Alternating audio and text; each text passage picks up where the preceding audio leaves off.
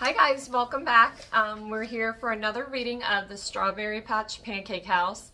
Welcome all the new ones. By the time you get to this point, you won't be new, but welcome back.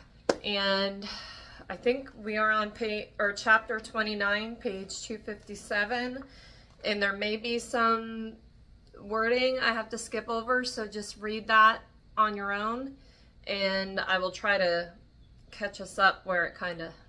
Don't miss out on the good parts, so read them. They're good. Okay, so chapter 29, page 257. It had been nearly a week since they'd had the SEX. It was always in big, bold letters in Iris's mind whenever she thought about it. The SEX had been incredible. 5 stars would recommend. But they hadn't done it since, and she wasn't sure why, and she wasn't sure if she wanted to or not. Or if Archer wanted to, or if he had lied about the whole being fine with having a purely physical relationship thing, or if she wanted things to be purely physical, or if she was completely losing her mind. So she'd been avoiding him as much as humanly possible while living in his house, which was pretty damn hard. On Mondays, she ran headfirst into his naked chest as he emerged from the bathroom, right as she was hurrying down the hallway to her room.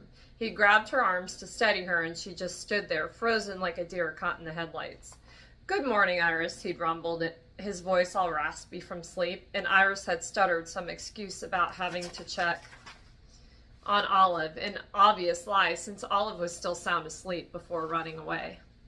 On Tuesday, she'd managed to avoid him until he got home from work, and then she was subjected to him in all his chef-coated post-work messy-haired glory.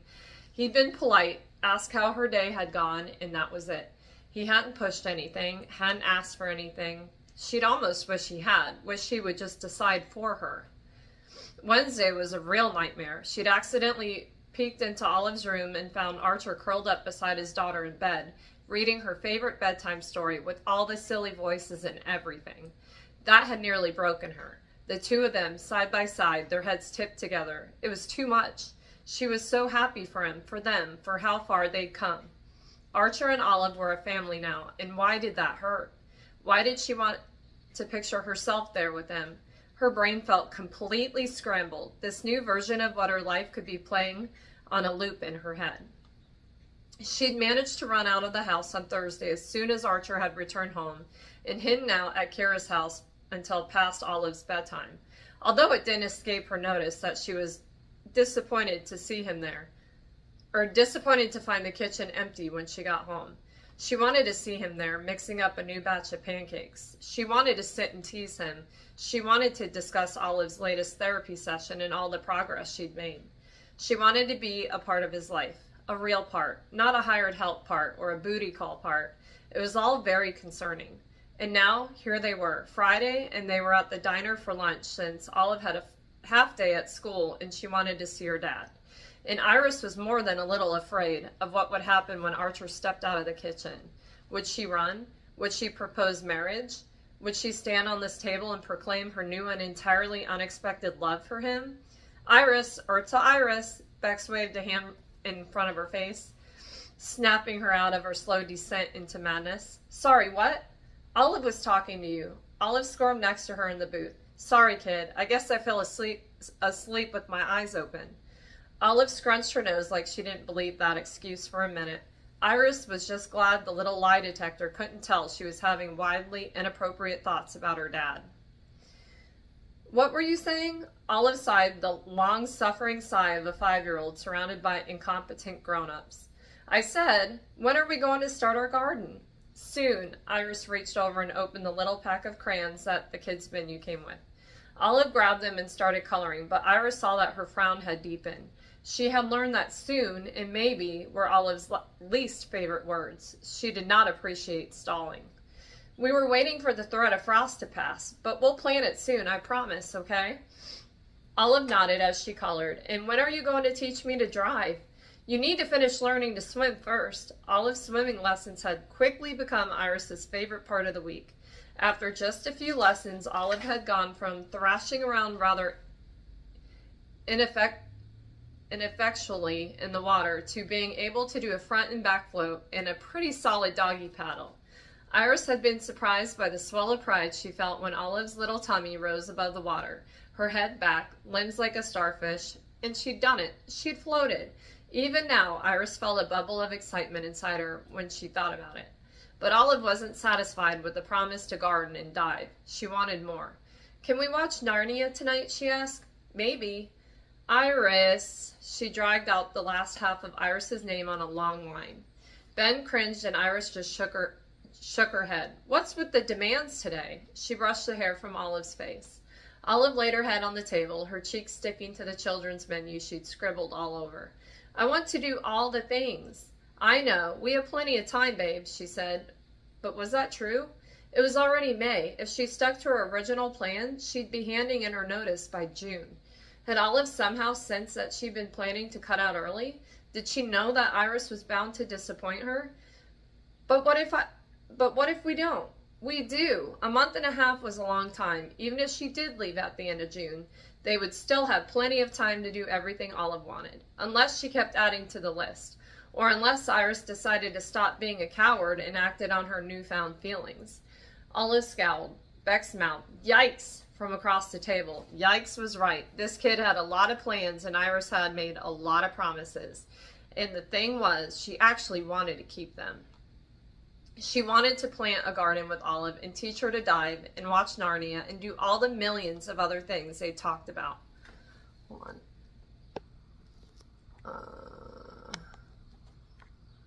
Just seems okay. Maybe it's okay. And that only complicated her feelings even more. But at that moment, Archer entered the dining room from the kitchen, carrying a tray heaped with food. As soon as his eyes found hers, his face split into a smile. Iris couldn't help but return it, her insides immediately turning to goo. "Oh my God," Beck hissed. Iris kicked her under the table. Now was not the time to catch her cousin up on just how close she and her employer had become.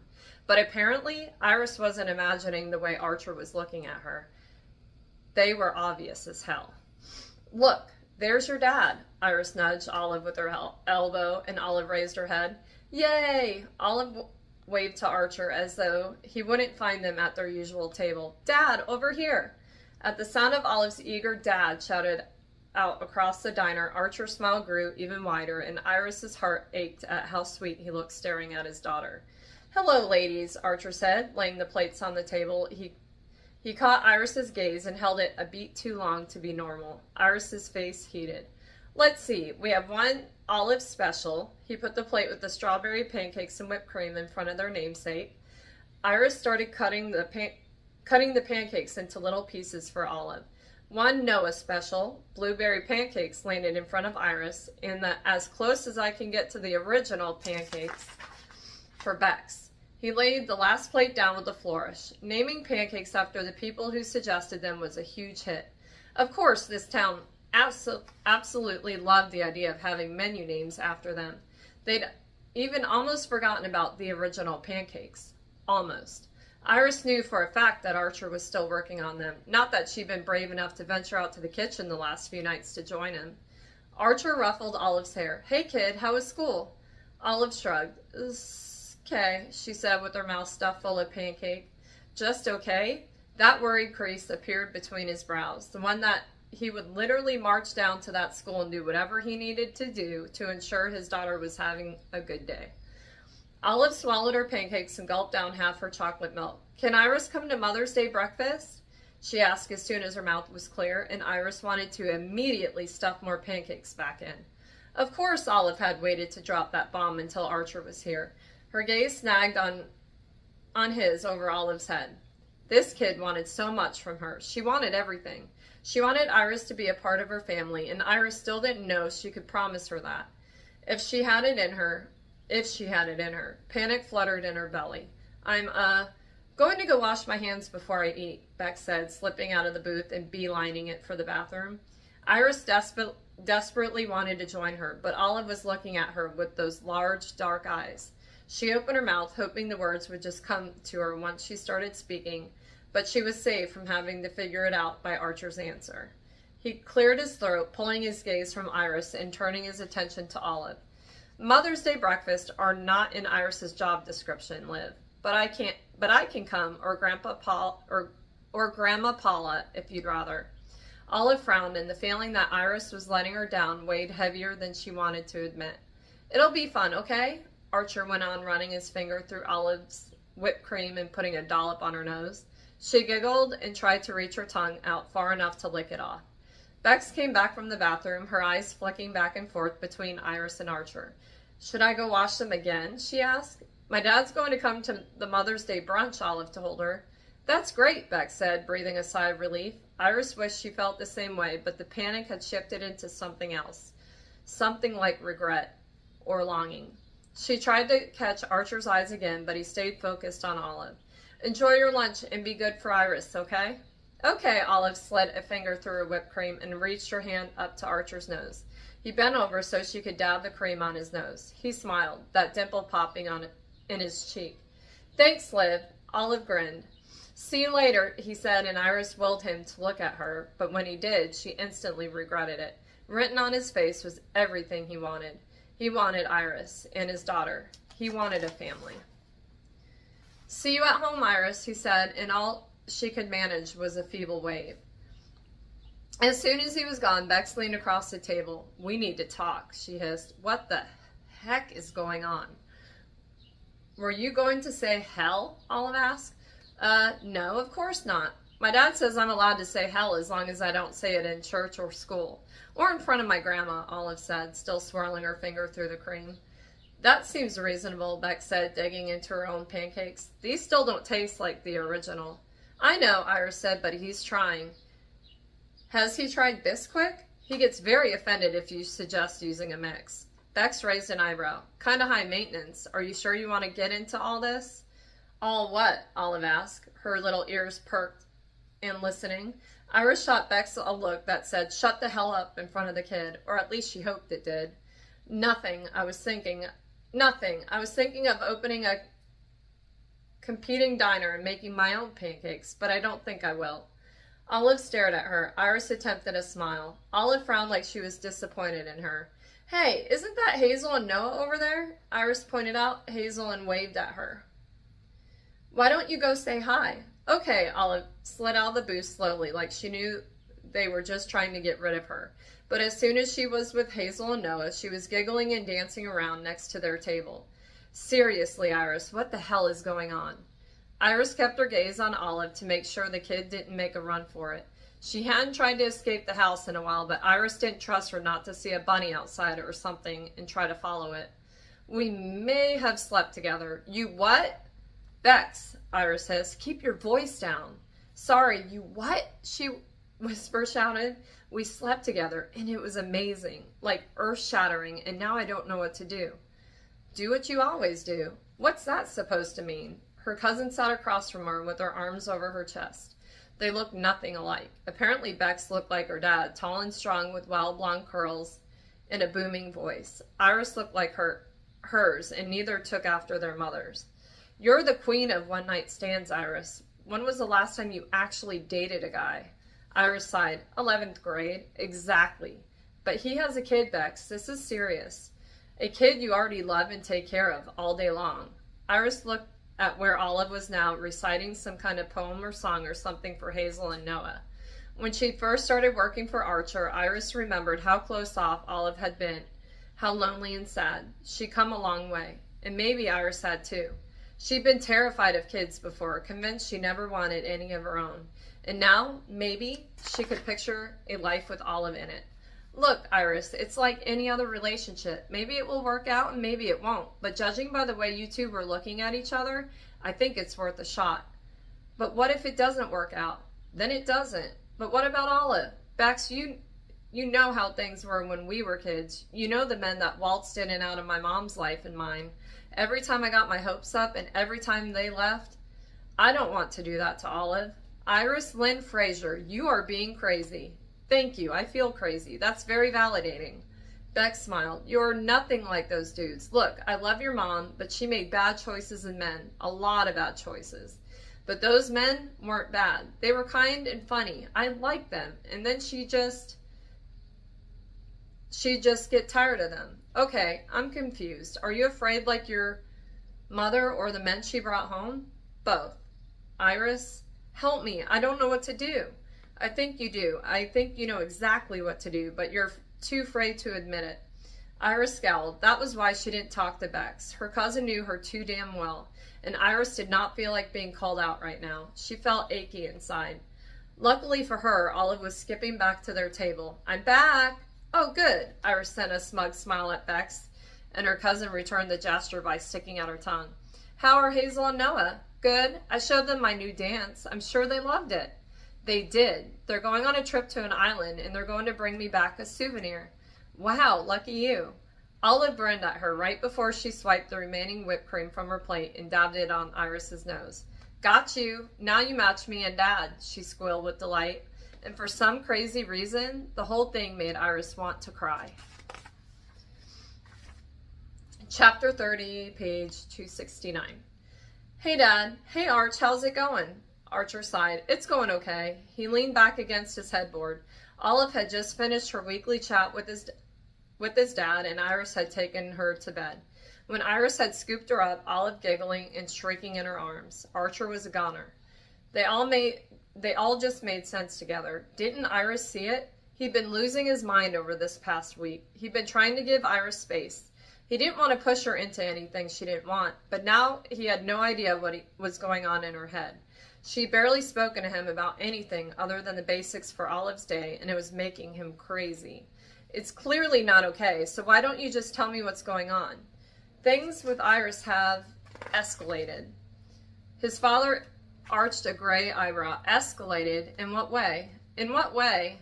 In a way that they'd slept together, that it had altered Archer's entire brain chemistry, and now he had been left in a torturous limbo, and he was tiptoeing around his own house. I think I accidentally fell in love with her. The shock on his father's face through his laptop screen would have been comical if Archer wasn't feeling destroyed inside. You fell in love with her? Yes. Yes, he was in love with Iris. He'd never been in love with anyone in his entire life, but here he was, in love with the woman he'd hired to take care of his daughter, the woman who was apparently allergic to long-term relationships and the idea of motherhood, and he didn't know what to do about it. His father sat back in his desk chair, swiveling slightly from side to side. Archer had thrown him for a loop. His dad did not fidget. He had an opinion about everything. He never held back, and now he was looking at Archer like he had no idea what to say or how to handle the situation. It was not comforting, to say the least. His stepmother's face appeared on the screen.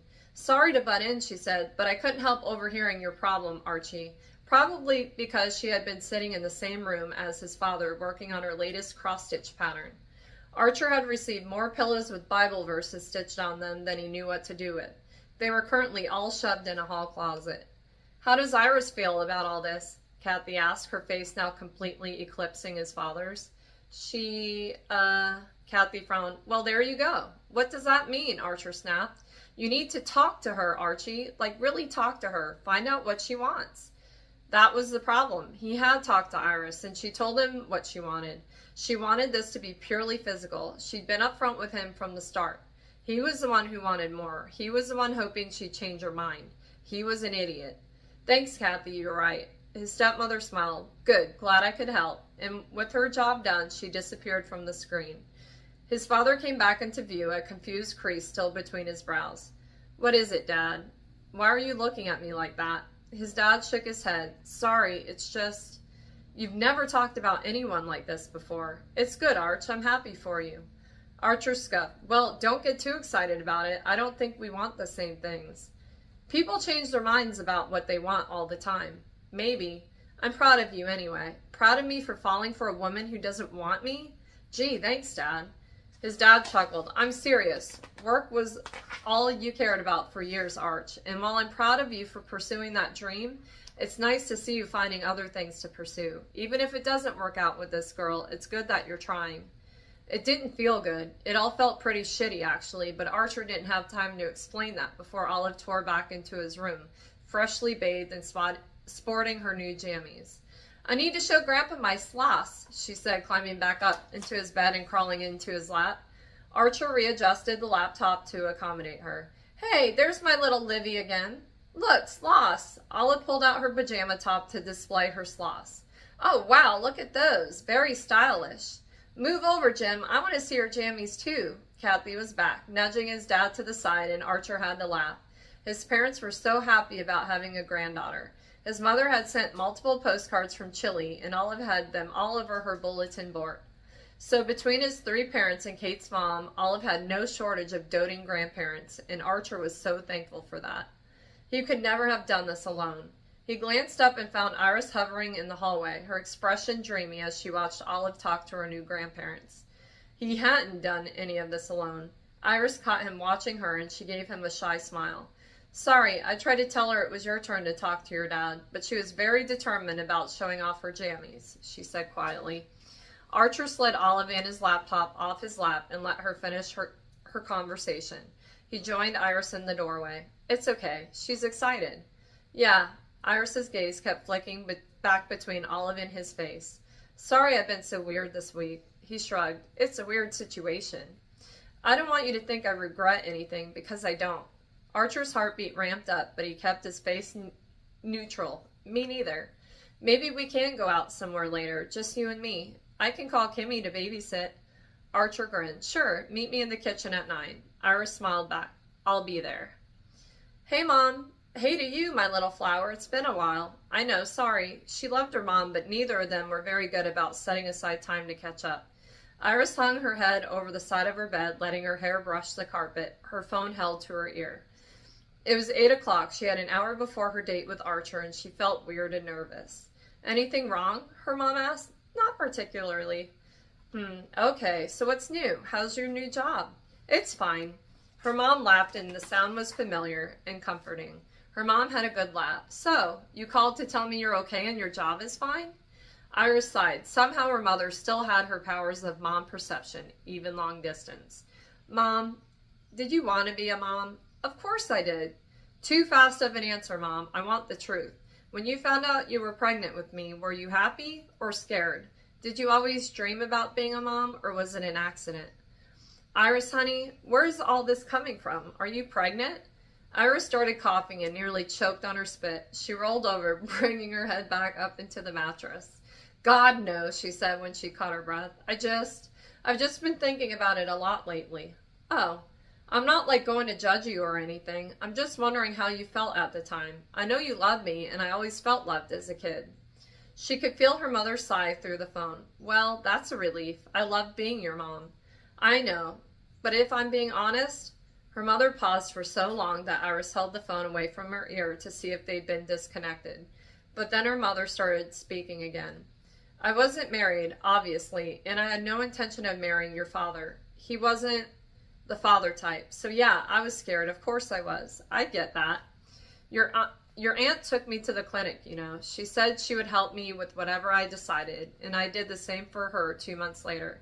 But in the end, I decided I wanted you, even though I was still terrified. You were terrified? Of course, every mother is, and if they say they aren't, they're lying. Motherhood is terrifying and complicated, and not for everyone. But I never regretted my decision, even for a second, even when you refused to sleep between the hours of 2 a.m. and 4 a.m. for the first 4 months of your life. Iris let out a little sigh. Sorry about that. Forgiven. Now, did I answer your question? Did that help? It did, thanks. Good. She could hear her mother smile through the phone. One more question. Wow, Iris, are you writing a book about me? Not yet, Iris said dryly. Lord knew she had enough material to fill several volumes. But have you been in love? Her mother didn't hesitate this time, and Iris wasn't surprised by her answer. Plenty of times. But you never stayed with any of those men. Her mother blew out a long sigh. Just because I loved them didn't mean I could stand living with them. Iris's heart sank. Was she like that too? Would she tire of this relationship with Archer and hurt him and Olive in the process? She hated the idea of getting Olive's hopes up about being a family and then squashing them. It had happened to her one too many times as a kid. Some of us just aren't built for monogamy, babe, her mother said. I'm sorry if that affected you as a kid, but moms are people too, you know. I did my best. I know, Mom. You did great.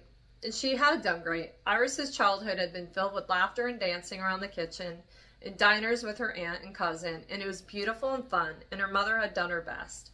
Maybe Iris could do her best, even if it wasn't perfect. Maybe it would be enough for the people she loved.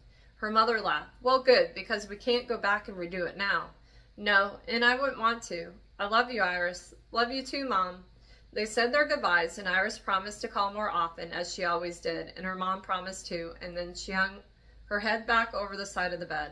She didn't know if she felt better or worse about her ability to commit to a real-life relationship.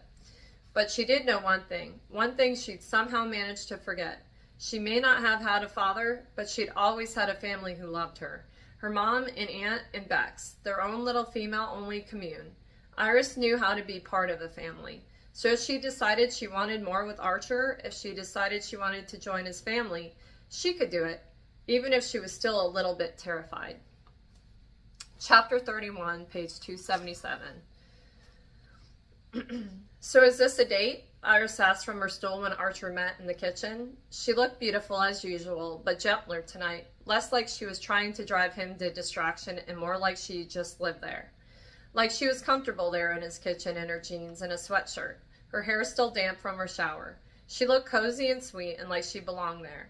He shook his head, refusing to dwell on how much he wanted that, permanently, as his girlfriend, not his kid's nanny, but one step at a time. Do you want it to be a date, Iris? He asked, leaning over the island just a little, just enough to get a bit closer to her, to smell her shampoo and watch the flush wash over her cheeks. She looked up then, caught his gaze, and her mouth tipped into a smile. Maybe? Maybe? Yeah, her smile grew more mischievous. Maybe I want this to be a date. Maybe I want to date you. Archer felt like he wanted to shout out how fucking happy that made him. But instead, he went with a very cool, I'll take it. Iris laughed. You'll take a maybe? For now. Well, Iris hopped down from her stool. I know just the place for our maybe date. She grabbed his hand and Archer let Alexa, stop. And Archer let her lead him out of the house. They ended up at the ice cream store he'd passed a bunch of times but had never gone in. They should bring Olive here, he thought, and then almost laughed at how she was never far from his thoughts these days. Iris stood in line, examining the giant list of flavors hung up behind the counter.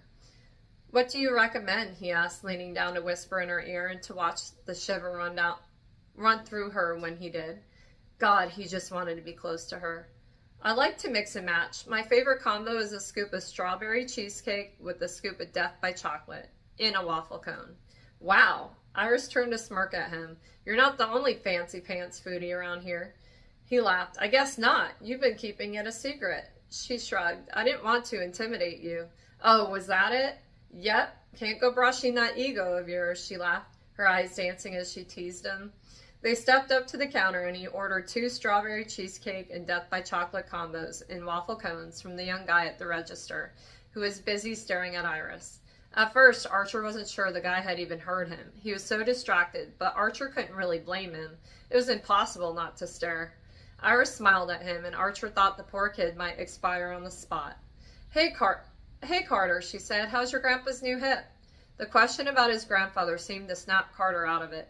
It's okay, but my grandma said she might put a pillow over his face while he's sleeping and put them both out of their misery. Iris threw her head back and laughed, her hair like a fiery stream down her back. Wow, that woman is dark, she said, when she caught her breath. Yeah, Carter said with one more shy smile at Iris before he went and scooped their ice creams. Do you know every senior citizen in this town?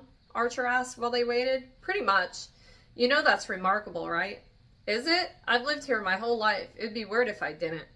He didn't really have a response for that, except he knew it wasn't just because she'd lived here her whole life.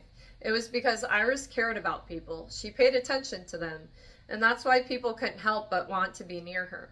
It was why he wanted to be near her. That, and he knew what she tasted like, and he desperately wanted more. But for now, he would settle for strawberry and chocolate. Want to walk while we eat? Iris asked as they grabbed their cones. Sure. They headed out into the warm night air. The town smelled like magnolia blossom and salt air. He followed Iris's meandering lead, enjoying being with her. It's not just Olive that I'm worried about, she said after a while. I mean, that's not the only reason I'm hesitant about us. Okay, do you want to tell me the other reasons? Iris took another bite of her ice cream cone. I don't usually do things like this. Wander the streets at night while eating way too much ice cream? She laughed a little, her soft gaze flicking to his. No, I do that plenty. Date people is what I don't do. Well, date one person for like a long period of time. Yeah, I kind of got that. You did? Iris, you tried to make our first time sleeping together a hit and run.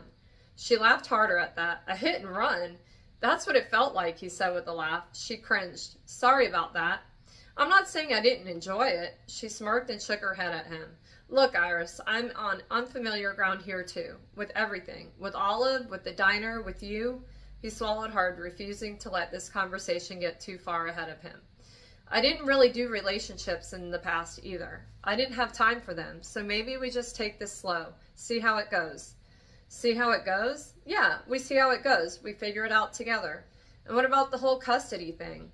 I'm allowed to date, Iris. I just need to provide a good home life for Olive. If and when we decide we're going to do this for real, we'll deal with the lawyers and the town's busybodies then. But us dating isn't going to harm Olive. She didn't look convinced, and maybe he'd been unsure of that fact at first too. He didn't think it was a good idea to have a fling with the nanny, but this wasn't a fling. He knew Iris's heart now. He knew she wouldn't hurt Olive. She glanced at him from the corner of her eye as they walked, and he held his breath as he waited for her to respond. Had he said too much, pushed her too far already? And what about the fact that you're still my boss, she asked. Are you going to report me to HR, Iris? He teased, nudging her gently, but the look on her face was serious. Do you want to stop being Olive's nanny? She had a right to say no. Of course she did, but still he hoped she'd stay. Iris made a humming sound in the back of her throat as she thought. Well, if the goal is to disrupt Olive's life as little as possible, then I should probably stay on as her nanny. Are you sure? I really don't want you to be uncomfortable with this whole thing. I know you don't, so let's just take it slow and see how it goes, like you said. Her hesitant smile held him breathing a sigh of relief. Okay, good. But we still don't tell Olive, she said, her brows drawing together in concern, and he saw it then, her love for Olive. It just reinforced his faith in her. She didn't want to disappoint his little girl, and he didn't want to either. He wanted to be able to tell Olive and the lawyers when this whole thing was on more solid ground. But he understood that Iris needed more time. Agreed. And she's like a little detective, so we need to be discreet. Archer laughed. Definitely. They come to the end of a dead-end street, and the harbor stretched out ahead of them. Iris walked out onto one of the big rocks that separated a small beach from the residential street they'd just come from. She sat, and he followed suit. The waves lapped quietly at the shore, the moon hanging low over the water. This is one of my favorite spots, she said, tipping her head onto his shoulder. It's a good spot. Any place where Iris rested her head on him was a good spot. Did you know that Olive wants a bunny now? She's moved on from puppies, she said. She's mentioned that to me several hundred times, yes. Iris laughed, and he felt the sound down to his toes. So are you going to get her one? A bunny? Hell no. We'll see. I predict she talks you into it.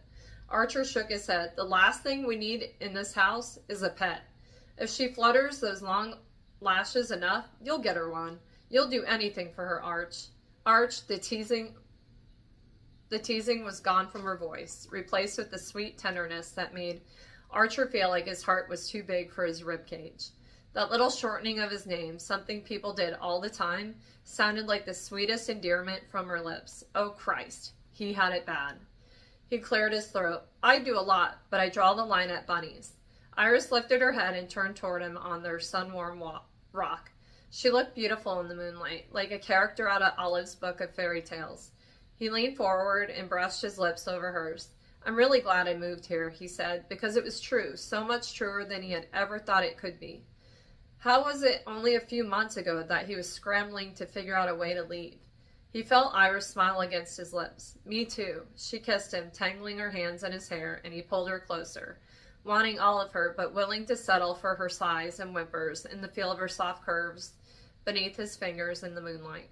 Later, as they walked into the house, Iris whispered, "This was a nice date," with her fingers still twined in his, and her confession that it was a date felt like a win to Archer. Yeah, it was. I'll walk you to your room. Iris giggled. You'll walk me to my room? Archer smirked. I have to make sure you get home safely. They snuck quietly down the hall past Olive's bedroom, peeking in to make sure she was fast asleep under a pile of stuffed animals. They stopped outside Iris's room, and she looked up at him, and he wanted to take her to his room and kiss her everywhere, but he also wanted to show her he wanted more than that. He dipped his head, and she rose to meet him, her lips warm and soft on his. The kiss was slow and sweet and tasted like strawberries and chocolate. Iris sighed and pressed her body against his, every curve teasing him.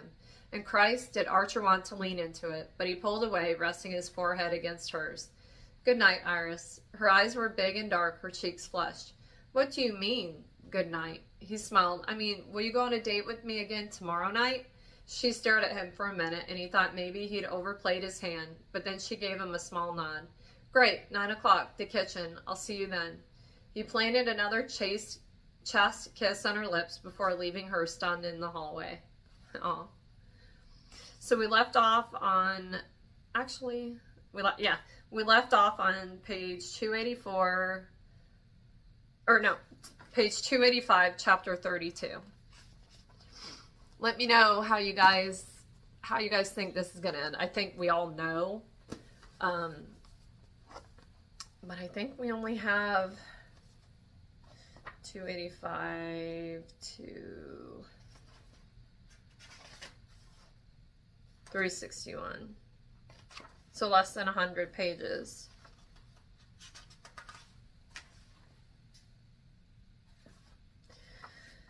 Yeah. So right after this, I'm going to film another 2 chapters so that you guys have them for Wednesday, so I can kind of post them. So let me know how you guys are liking it. See you guys later. Bye.